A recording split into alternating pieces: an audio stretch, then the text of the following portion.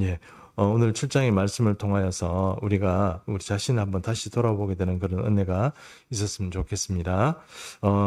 고린도후서 7장 8절을 제가 먼저 한번 읽어보겠습니다. 그러므로 내가 편지로 너희에게 근심하게 한 것을 후회하였으나 지금은 후회하지 아니함은 이랬습니다. 이게 어떤 뜻이냐면 이미 전에 한번 고린도전서를 시작하면서 말씀드린 적이 있는데요.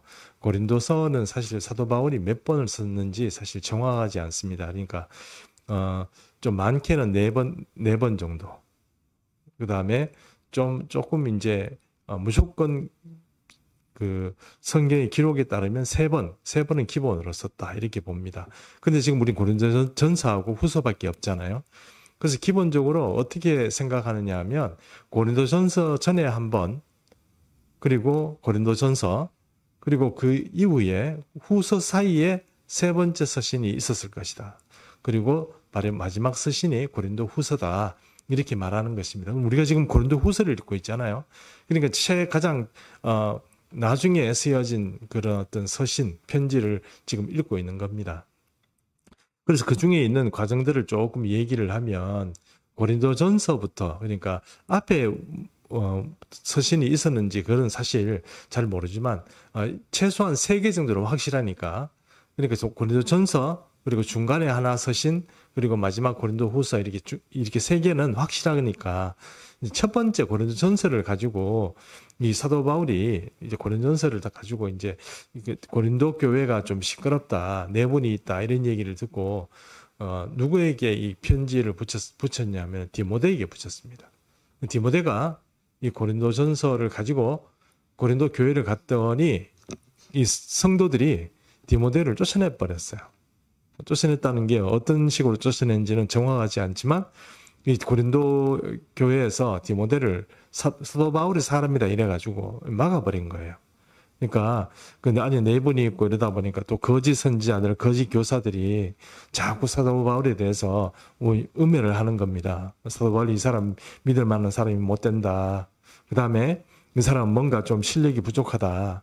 그 사람은 우리가 흔히 말하는 자천서, 이력서 뭐 이런 거 있지 않습니까? 커버노트라고 그러죠. 자기 속에서 이런 것도 없고, 뭐 하다 못해 어디 해외에서 뭐 공부했는 거 뭐 이력을 받아온 것도 없고, 뭐 이렇게 나는 이런 게 증명이 있는데 나를 믿어야 된다. 뭐 이런 식으로 거짓 교사 같은 사람들이 많이 나타나고, 그들은 대부분 율법 교사입니다. 그러니까 율법, 복음보다는 율법을 자꾸 가르치려고 하고, 그리고 또 그리스도인들을 율법화시키려고 하는 그런 시도를 많이 했던 사람들이죠. 그게 또 사도 바울하고 충돌되니까 사도 바울을 자꾸 음해하고 그렇게 공격했던 사람입니다. 이런 사람들이 고린도 교회를 장악하게 되고, 또 고린도 교인들도 이런 사람들에게 또 이렇게 후달리다 보니까 교회가 많이 내분이 있고 그렇게 시끄러웠다는 겁니다. 그래서 사도 바울이 보다 못해서 서신을 써가지고 이제 고린도전서를 써서 디모데에게 보냈더니 디모데가 돌아왔는데 뭐라고 돌아왔냐면 세상에 나를 그렇게 막 쫓아내고 막 그렇게 하더라. 뭐 나한테 화도 내고 막 이렇게 공격적으로 사람들이 그렇게 바뀌었더라. 뭐 이렇게 얘기를 하는 겁니까? 사도 바울이 굉장히 이제 근심이 됐습니다. 이거 어떻게 하면 좋을까? 이제 고민이 생긴 것이죠. 그래서 이제 두 번째 서신을 쓰게 되는데 그 두 번째 서신은 제가 말씀드린 것처럼 고린도전서하고 후서 사이에 있는 이게 사라진 문서입니다. 이 문서를 쓴 거예요. 근데 이 문서를 썼는데 그 문서에는 어떤 내용을 썼느냐 하면 아주 혹독한 비판을 쓴 거죠.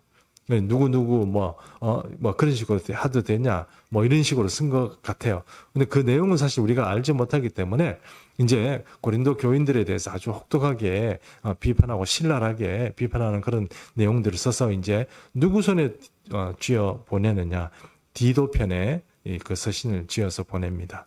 디도는 그 서신을 가지고 고린도 교회를 갔는데 아무리 기다려도 디도가 안 돌아오는 거예요.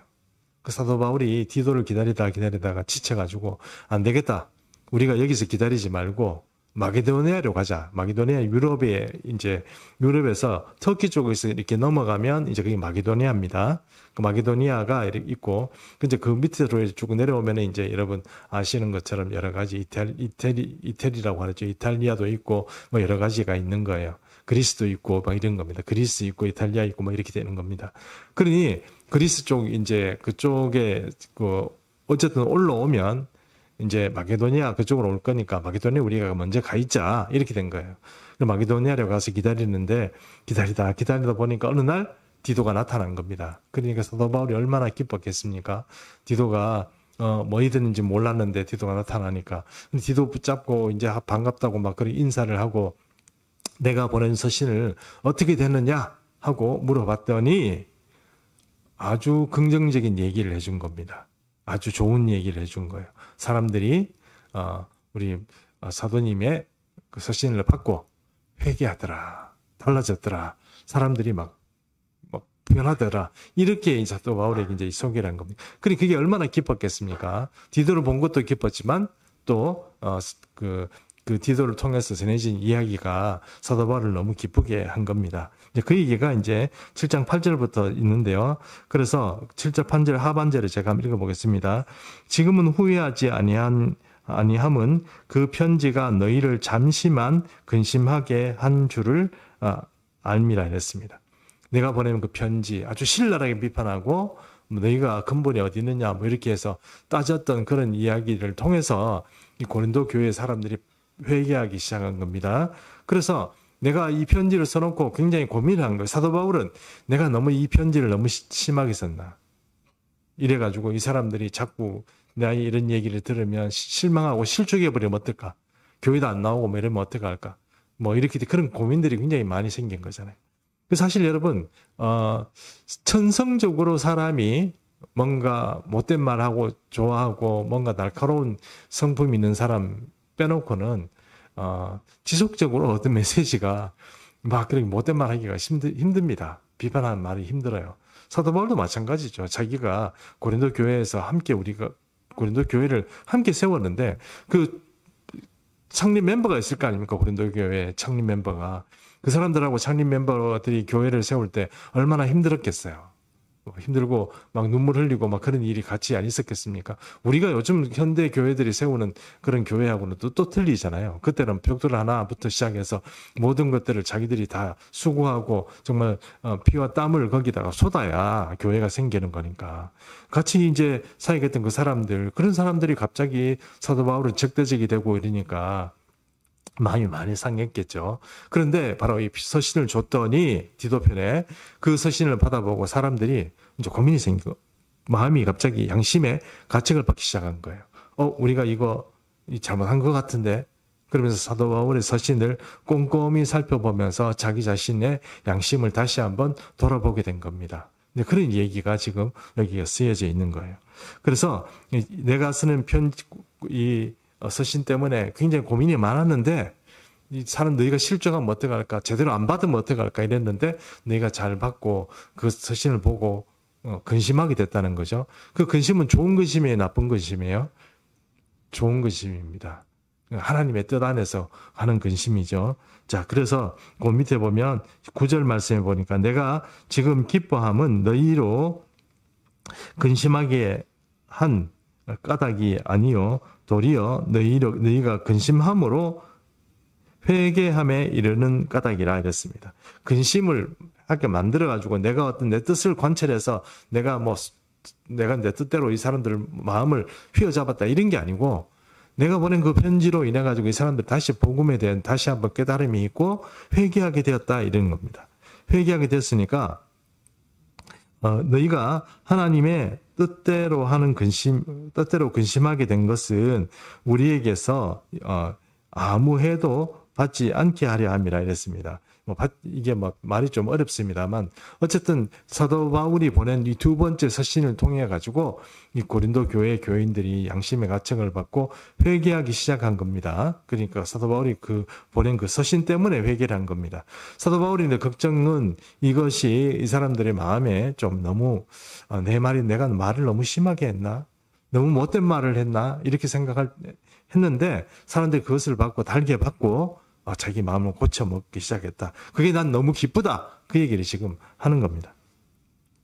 그래서 여기 보니까 7장 10절에 하나님의 뜻대로 하는 근심과 세상의 근심 이렇게 두 가지를 나누어 대조를 하고 있는데 하나님의 뜻대로 하는 근심은 후회할 것이 없는 구원에 이르게 하는 회개를 이루는 것이요 이랬습니다. 하나님의 뜻대로 하는 근심이 뭐냐? 이렇게 말하면 그것은 내가 천국에 가고 하나님의 구원을 이룰 수 있는 그런 근심을 우리에게 준다는 거예요. 우리가 이게 지금 내가 제대로 가고 있는지 아니면 내가 지금 이게 잘못하고 있는지 이거를 근심하면서 살펴보고 나 자신을 돌아보겠다는 계기가 된다는 거예요. 그래서 내가 잘못했구나 회개하게 되고 이제 그렇게 된다는 겁니다. 여러분 잘 생각해 보십시오. 우리 교회만 그렇다는 뜻은 절대로 아닙니다만 우리가 아무렇게 믿어도 아무 교회에 가서 뭐 그냥 교회에 가서 시키는 대로 그냥 쭉쭉쭉 따라가면 또 교육자가 지도하고 교육하는 대로 그냥 쭉쭉 따라가면 구원 얻는다, 천국 간다. 이거는 좀 문제가 있는 생각이라 저는 그렇게 생각합니다. 제가 옳다는 뜻이 아니고 어느 교회나 다 천국을 가르치고 그리고 또 구원의 어떤 길을 가르치지만 그렇더라도 딴 생각하고 딴 데 자꾸 이렇게 집중하고 생각이 흩어지게 되면 여러분 조금 힘듭니다. 그게. 그러니까 내 마음대로 믿어가지고 천국 가느냐. 그렇지 않다는 걸 제가 말씀드리고 싶은 거예요. 그렇지 않습니다. 사도 바울이요. 고생해서 교회를 세우고 그 사람들에게 복음을 가르쳐 놨더니 가짜 율법을 가지고 뭐 이렇게 믿어도 돼 저렇게 믿어도 돼 하는 그런 자기 주장을 강한 신학적인 어떤 소견을 가진 사람들이 대거 나타나 가지고 교회를 완전히 파토시켜 버린 거예요. 변질돼 버린 거예요. 교회가. 복음이 변질돼 버린 거예요. 우리 생각에는 그런 게 별거 아니다 생각하지만 그렇지 않죠. 복음은 예수 그리스도를 통해서 말은 예수 그리스도를 통해서 하는데 그들의 행실이나 태도나 삶의 어떤 신앙적인 어떤 태도를 보면 그렇지 않다는 겁니다. 근데 그게 좀 잘못됐다는 거예요. 사도 바울은 그런 것들을 신랄하게 비판한 거예요. 사람들이 그 불신을 받아보니까 우리가 좀 잘못 살았구나. 사도 바울이 처음에 우리에게 신앙을 주실 때 그 뜨겁고 신실하던 그런 마음들이 요즘은 아주 사늘하게 다 식어가지고 지금 이 모양으로 되어 있는 거 이건 뭔가 좀 이상한데 우리가 처음에 믿었던 그 신앙, 첫사랑의 신앙으로 돌아가야 되겠는데 이런 그 자정운동이 고린도 교인들에게 일어났다는 겁니다. 그래서 그것이 무엇이냐? 그것을 하나님의 뜻대로 하는 근심이다. 이렇게 얘기를 하는 겁니다. 근심을 하는데 세상 근심, 먹고 사는 문제 여러 가지 세상 근심, 우리 아이들 걱정, 무슨 걱정, 인생 살아가는데 걱정이 없고 근심이 없을 수는 없겠죠. 그러나 우리가 하나님의 뜻 안에서 완전히 깨어서 살아가는 인생과 그렇지 않은 인생은 분명히 근심이 가져다 주는 그런 어떤 효과가 틀린다는 것이죠. 하나님의 뜻대로 하는 근심은 우리에게 생명을 주지만 세상 근심은 우리에게 사망을 만들어 온다는 거예요. 여러분, 우리가 예수 그리스도를 믿는 믿음 가운데서 여기 집중하지 못하고 자꾸 세상 걱정하면 우리가 어떻게 되던가요? 하나님에게서 멀어지게 되어 있습니다. 멀어지게 되어 있고 하나님을 신뢰하는 그 믿음에서 자꾸 떨어지게 되어 있어요. 믿음이 약해져요. 그러니 세상 근심이란 걱정이란 것은 말 그대로 우리 영혼을 죽이는 것이고 그 영혼이 죽으면 범사가 죽고 또 육신도 어려워지고 이런 일이 생긴다는 겁니다. 그러므로 우리가 그 영혼이 잘 되고 그렇게 되기 위해서는 구원에 이르기 위해서는 바로 하나님의 뜻대로 하는 근심을 하는 자세가 필요하다는 거예요. 여러분 고린도 교회는요 핍박이 있어. 핍박이 있고 사람들이 거기 있는 사람들을 죽이고 잡아 죽이고 순교자가 나오고 지금 맨날 사람들을 불려가지고 채찍맞고 이러면 분위기가 틀리겠죠. 근데 그런 교회가 아니에요. 그런 교회가 아니고 조금 세속화됐어요. 원래 고린도 그 지역 자체가 세속화됐어요. 그리고 우리가 고린도전서에서 나와 있는 것처럼 사람들이 요즘 시대로 말하면 교회 안에 동성애도 있고 그래도 별로 문제가 안 되는 동성애 있으면서 나는 신앙의 자유도 있고 어떤 그 이성에 대한 자유도 있고 그다음에 어떤 난 동성에 대한 어떤 그런 자유도 있다. 내 마음대로 살 거다. 이런 사람들이 교회 안에 있는 거예요. 그리고 나는 정치적인 색깔이 레드다. 블루다. 이래가지고 태극기 부대도 있고 또 무슨 부대도 있을까요? 윤석열 퇴진 그런 부대도 있고 그런 부대가 교회 안에 있는 거예요. 교회가 통일성도 없고 질서도 없고 막 그렇게 되는 거예요. 그리고 아시는 것처럼 뭐 창기한테도 다니고 뭐 또 창기 아버지하고 아들하고 또 같은 그 첩을 두고 뭐 같이 다니고 뭐 그런 이상한 일들이 벌어지는데 그게 고린도 지역에 사는 사람들한테는 별로 이상한 게 아니에요. 그런 지역에서 교회를 하니 여러분 그 오랜 습성들이 쉽게 벗겨지겠습니까? 당연히 안 벗겨지죠. 우리도 여 밖에 나와서 전도하면 이 오랜 습성으로 세상을 살아가는 사람하고 대화가 되던가요? 대화가 잘 안 되잖아요. 전도하기 힘들잖아요.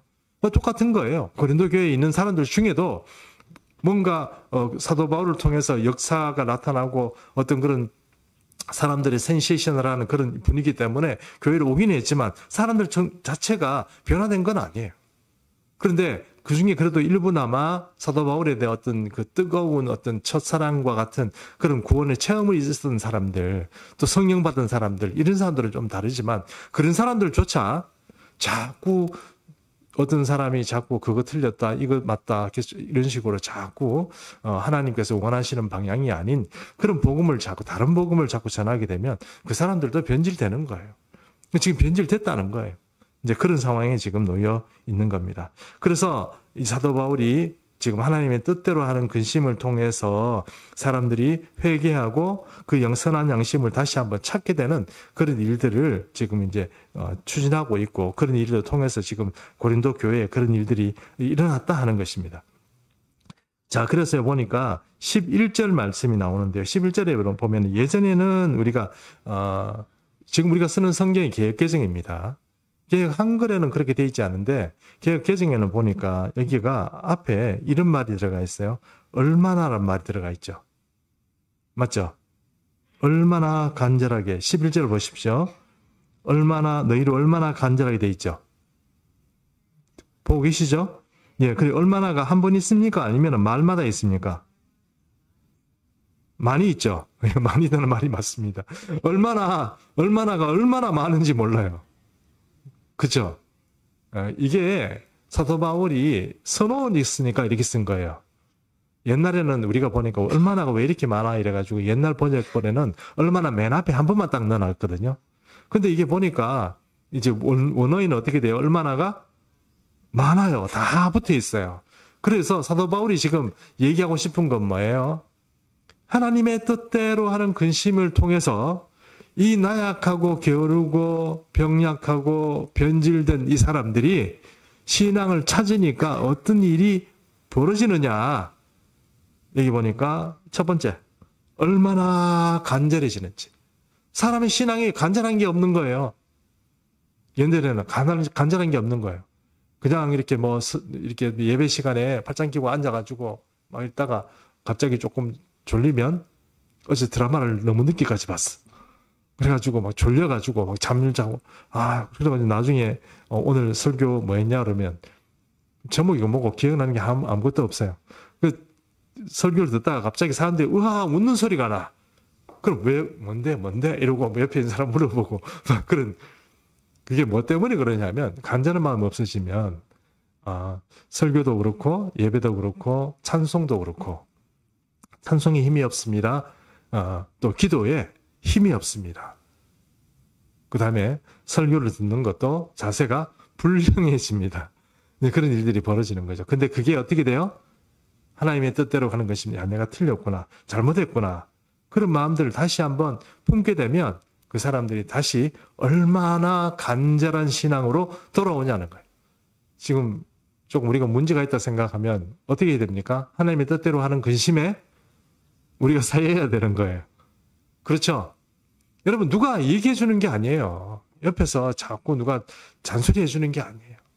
우리 신앙이 자꾸 나는 이것 때문에 안 돼, 저것 때문에 안 돼, 뭐 이렇게 얘기할 게 아니고 사실은 내가 하나님 앞에서 얼마나 근심하면서 내가 이렇게 살아서는 안 되는데 내가 이렇게 해서는 안 되는데 하는 그런 절실한 생각 가지고 억지로라도 하나님 앞에 나가야 되는데 그렇게 하지 않으면 그대로 잠들어 버리는 거예요. 그대로 잠들어 버리는 거예요. 뭐 잠들기 좋은 세상이잖아요. 솔직히 세상 살아가는데 지금 아쉬운 게 있어요? 혹시 지금 이번 달 내가 계속 굶고 있다. 손 들어보세요. 나는 이 날씨가 추워졌는데도 불구하고 입을 옷이 없다. 흔들어 보세요. 거의 없잖아요. 그러니 따뜻한 옷 있죠. 집에 보일러 틀어주죠. 맛있는 거 먹고 밥을 너무 많이 먹어 지금 잠이 오는 분도 좀 계시는 것 같아요. 자, 이렇게 배부르게 병 따시게 막 이렇게 지금도 와서도 이렇게 히터 켜놓고 막 이런 그런 분위기에서 절실한 마음이 생기겠냐는 거예요. 춥고 배고프고 부들부들 떨고 이가 갈리고 이렇게 해야 절실한 마음이 생기는데 그게 다 없어진 거예요. 이거 방법이 뭡니까? 하나님의 뜻대로 하는 근심에 한번 사여봐야 되는 거예요. 하나님께서 진짜로 내게 원하시는 게 뭔지, 내 이 모습이 바른 건지 그런 걸 한번 살펴봐야 된다는 거예요. 어쨌든 고린도 교인들은 사도 바울이 두 번째 본 서신을 가지고 지금 정신을 차리기 시작한 겁니다. 두 번째, 얼마나 뭐예요? 변증하게 하며 이랬습니다. 변증한다는 얘기는 뭐냐면은 변증한다는 얘기가 이게 변명한다는 뜻인데 여기 변증한다는 뜻을 사실 제가 몇 개의 번역본을 찾아봤는데 사도 바울이 무슨 뜻으로 여기 썼는지는 잘 모르겠어요. 솔직히 그건 넘어가겠습니다. 그 다음에 세 번째, 얼마나 뭐예요? 분하게 하면 뭐가 분하죠? 뭐가 분합니까? 빠삐용 아시죠? 빠삐용 감옥에 갇혀가지고 이 사람이 이제 나중에 탈출하게 되잖아요. 탈출하게 돼. 그 스토리가 잠깐 기억이 잘 안 납니다만 빠삐용의 그 결과는 제가 잘 모르겠는데 빠삐용 영화 같은 거 보면 죄수 이렇게 줄무늬 이렇게 돼 있는 거, 그죠? 이렇게 보면 빠삐용이 나중에 자기가 죄를 인정하는 게 하나가 있습니다. 그게 뭡니까? 빠삐용은 억울하게 감옥에 갇혔잖아요. 근데 이 사람이 자기 죄를 진짜로 인정하는 거, 그거는 하나 인정하는 게 있는데 그게 뭐냐 하면은 세월을 낭비한 죄입니다. 세월을 낭비한 죄. 우리 이렇게 생각하잖아요. 우리는 별로 지금이라도 잘 믿으면 돼. 과거는 어떻게 됐든지. 근데 사실 가만히 생각해 보면 투자도 마찬가지입니다. 어리석은 자는 투자를 어떻게 하려고 하냐면 마지막에 히트를 자꾸 치려고 해요. 근데 세계적인 갑부들은 마지막에 히트를 치려고 해요. 평소에 칩니다.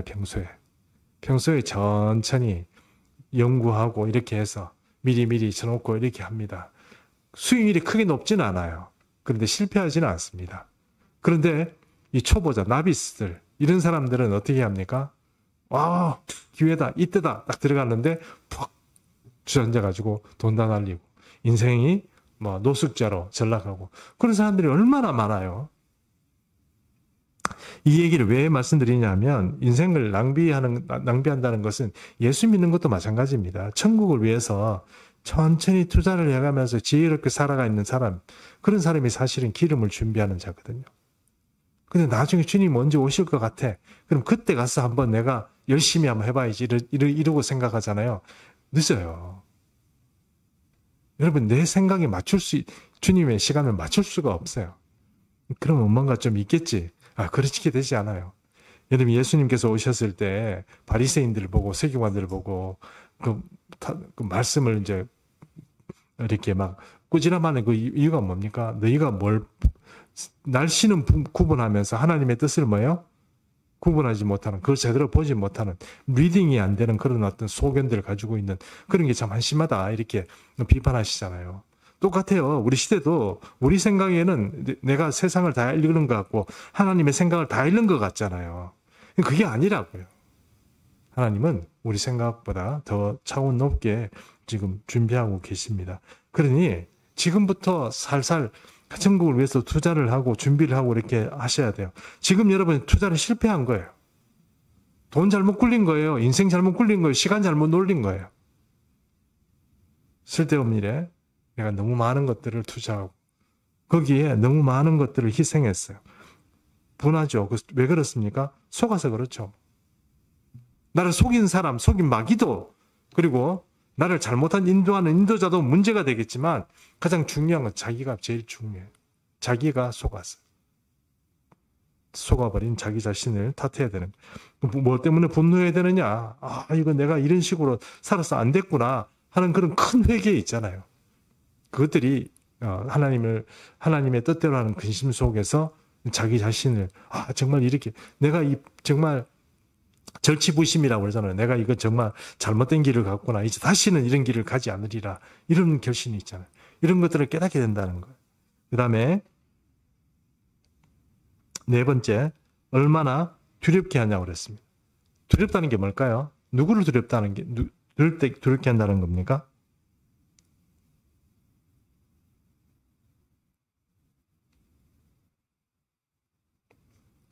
세상이 두려운 건 아닐 거 아닙니까? 그럼 누가 두려울까요? 하나님 두려운 거예요. 여러분, 이거 잘 생각해 보십시오. 우리가 진실한 그리스도인이 되면, 그러니까 부모에 대해서 함부로 하는 자녀가 있다고 할 때 정말 철들은 자녀 같으면 부모에게 함부로 하겠습니까?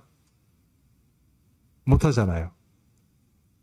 그 부모에 대한 어떤 공경심 이런 것들을 가지고 부모를 대하지 않겠습니까? 말을 하는 것도 말도 함부로 안 하고 그렇게 할 거 아닙니까? 똑같은 거죠. 하나님에 대한 신앙도 제대로 된 신앙을 가지고 있는 사람은 그 사람을, 하나님을 경외하는 마음으로 겸손히 쓰겠죠. 근데 그렇지 않은 사람은 어떻게 합니까? 함부로 합니다. 하나님을 함부로 알아요. 네, 그게 문제가 되는 거예요. 현대 그리스도인들을 왜 우리가 주님께서 잘 못 믿는 이유가 있다고 저는 생각합니다. 이 사람을 믿을 수가 없어요. 믿을 수가 없어요. 뭔가 이 사람들이 하나님을 두려워하면 하나님을 두려워하는 그 빛이 있는 사람이 있습니다. 그런 사람들은 저 사람은 정말 하나님을 두려워하니까 나쁜 짓을 안 했구나, 잘못된 길을 걷지 않겠구나 하는 그런 확신들이 생기고 신뢰가 생기는데, 하나님 자체를 두려워하지 않으니까 교회에 다니면서도 쉽게 정말 좀 그런 이상한 일들을 벌린다는 거예요. 그런 사람들이 있다는 거예요. 그런 사람들이 돌아옵니다. 하나님을 두려워하는 자리로 돌아오게 되는 겁니다. 그리고 얼마나 사모하며 하게 하며 이랬습니다. 예수님 이름만 불러도 눈물이 나고, 예수님 생각하면 눈물이 나고, 또 예수님의 따뜻한 그런 어떤 임재가 있을 때 가슴이 막 벅차고 막 그 어떤 처음 사랑이 막 속에서 막 올라오는 것 같은 그런 마음들이 이제 다 싹 사라졌다가 이제 다시 한번 나오는 거예요. 그리고 얼마나 열심히 있게 하면, 열심히 안 하다가 열심히 잘 하는 사람들, 예배 잘 나오고 또 기도의 자리 열심히 하고 자기 맡은 일 열심히 하고, 이런 열심히 있는 사람, 그런 사람들이 하나님의 뜻대로 하는 근심을 하는 사람들이다, 이런 겁니다. 그 근심의 결과로 이런 일들이 일어나게 된다는 겁니다. 그리고 마지막으로 뭡니까? 얼마나 벌하게 하였는가 이랬습니다. 벌하게 한다는 게 뭘까요? 치리한다는 뜻인데, 성경적으로 보면 치리한다는 뜻인데, 너 당신 이런 거 잘못했지, 이리 와, 벌 받아라, 이렇게 해가지고 너 당신은 출교 이래가지고 교회 쫓아내고, 이런 그런 어떤 그 벌이라기보다는 여기서 말하는 벌이란 자기가 금식하면서 또 혹은 자기 자신을 마음으로 괴롭히면서, 괴롭힌다고 해서 채찍 맞고 이렇다는 뜻이 아니고, 여러분 잘 생각해 보십시오. 이 중에 금식한 지 꽤 된 분들 많죠. 금식 해본 지, 금식이 이제 고등학교 때 해봤는데요, 이런 분들 있죠. 회개하시고 금식을 한번 해보십시오. 자기 자신이. 근데 금식이라는 것이 내가 금식이라도 해야 되겠다 이런 결심이 생기는 거, 그거 하나님의 뜻대로 하는 근심이 아니면 금식할 수 없습니다. 금식이 안 돼요. 결단도 안 되고 금식도 안 되고 이렇게 된다는 거. 자, 사도 바울이 이런 비판을 통해서 고린도 교회를 터치를 했더니 교인들이 막 달라져가지고, 바로 사도 바울이 지금 얘기하는 것처럼 얼마나 사람들이 달라지고 좋아지는지, 그 사람들이 돌아오는 모습들, 하나님의 구원을 이루는 모습들로 다시 돌아오는 것들을 봤다는 거예요. 그 소식을 누구한테를 통해서 들었느냐? 디도를 통해서 들었다는 겁니다. 그래서 너희가 그 일에 대하여 일체 너희 자신의 깨끗함을 나타내었느니라. 이래가지고 자기가 깨끗하게 돌아와고 완전히 변화되었다는 것을 고린도 교인들이 모습이 보여줬다는 겁니다. 그걸 누가 봤다고요? 디도가 봤다는 거예요.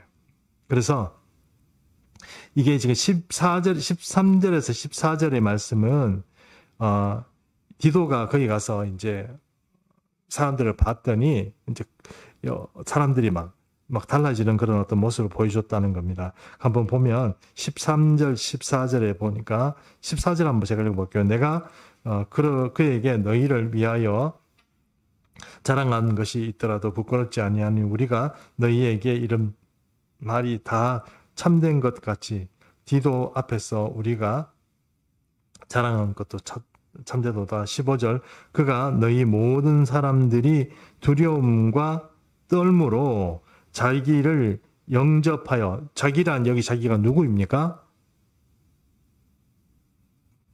누구 자기? 당신 자기? 디도를 영접했다는 거예요. 그 사람들이 디도를 영접할 때 어떤 식으로 영접했다고요? 무서움으로, 또 떨므로. 이거 뭐 우리가 잘못했구나 하는 것을 뭐예요? 영적인 지각으로 깨달았다는 거예요. 아, 이거 잘못했구나. 이거 지금 무서운 어떤 사도 바울로부터 얻은 어떤 그런 무서운 책망 이런 것들이 우리에게 도착했구나 하는 것들을 깨달았다는 거예요. 그러니까 이 사람들이 벌벌 떨었다는 거예요. 누가 패는 것도 아닙니다. 누가 뭐 칼로 가지고 오는 것도 아닌데 영적으로 이 사람들이 구원받을 사람들이니까 아, 이게 사도 바울에게서 온 디도의 편지를 들고 온 그 자체로 디도를 보자마자 떨었다는 거예요. 떨고 아, 무서워라. 이런 어떤 영적인 어떤 강력한 어떤 권위 같은 것들을 느끼고 그 앞에서 복종하게 되었다는 겁니다. 사도 디도에게 그랬다는 거예요.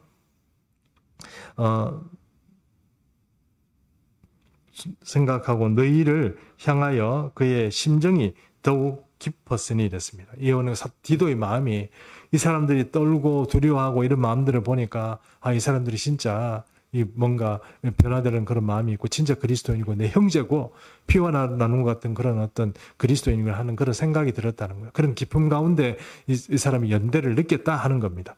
그래서 15절을 보겠습니다. 16절 보겠습니다. 16절 같이 읽을게요. 시작. 자, 사도 바울이 지금까지 고린도 교인들을 믿었어요? 안 믿었습니까?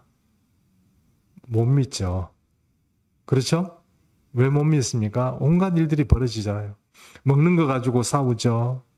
또 교회 네 분이 있었는데 그거 가지고 교회 안에서 처리가 안 되니까 사회 법정에 가서 뭐 민사소송, 형사소송 막 붙어가지고 막 서로 치고받고 싸우죠. 사도들도 4명, 게바, 그러니까 베드로파, 바울파, 또 무슨 파? 갑자기 그분 이름이 생각이 안 나네요. 그분과 또 그것도 아니다. 우리는 예수님 파다. 예수파. 뭐 이래가지고 서로 나누어가지고 막 싸우고. 이게 뭐 이상한 어떤 그런 교회가 됐다는 거죠. 그게 본질적으로 그 고린도 자체가 음란하고 또 분열적인 어떤 그런 성향. 이런 성향들이 사람들이 있다 보니까 교회도 그렇게 만들어버렸다는 것입니다. 거기 거짓 사도들이 나타나서 사람들을 휘잡으니까 결국은 사도 바울이 지금 이렇게 됐다는 겁니다. 어떤 집사님 한 분이 제게 문의를 했어요. 어떤 문의였냐면 그 중에 여러 가지 문의를 했는데 성경적으로 문의를 했는데 이런 사도 바울이 자기가 자기 사도성을 막 주장하는 얘기가 있어요. 내가 그들보다 못하지 않다 뭐 이런 얘기를 하는 게 있어요. 그래서 이 사람은 자기가 젊은 사람인데 이 얘기를 보니까 사도 바울이 이 사람은 상당히 교만한 사람인 것 같다 이러는 거예요. 왜 자기를 그렇게 주장하고 막 그렇게 하냐. 뭐 그렇게 해서 저한테 왜 이 사도 바울이 정말 이 사람이 자기가 자기 자신을 이렇게 주장하는 게 맞나, 자기 자신의 어떤 그런 입지를 위해서 이런 말을 하는 게 맞냐 이렇게 얘기를 하더라고요. 맞습니다. 왜 그렇습니까? 거짓 사람들이 와서 사도 바울을 공격했기 때문에 그렇습니다.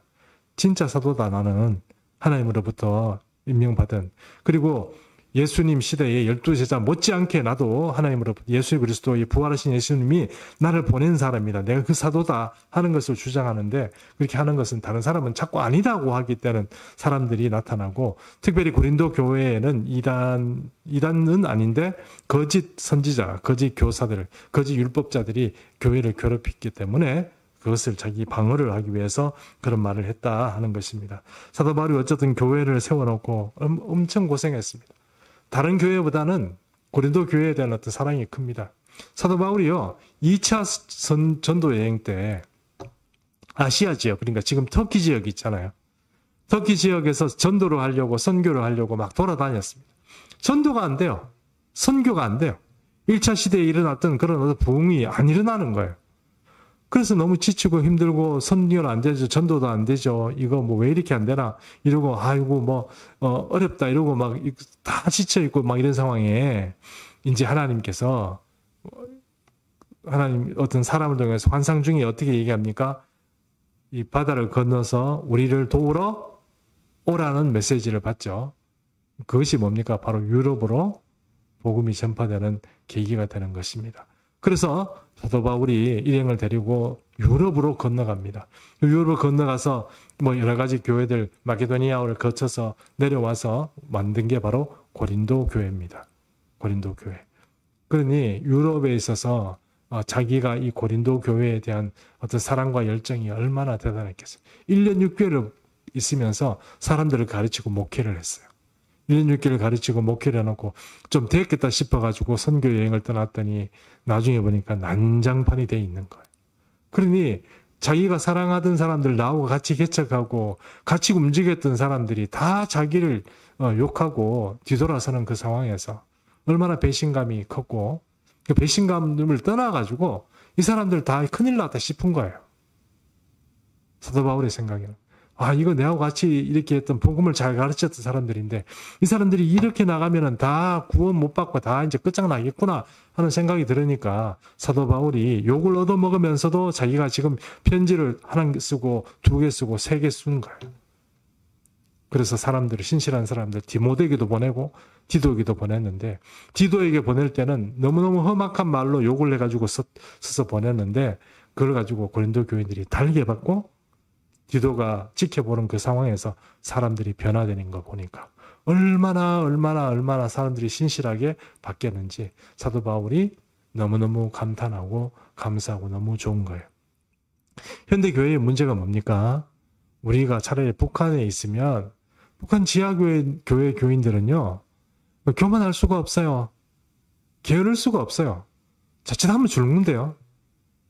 그 어려운 상황에 모여가지고 찬송 부르고 입을 뒤집어 쓰고 뭐 할 때 얼마나 절실하겠어요. 그렇잖아요.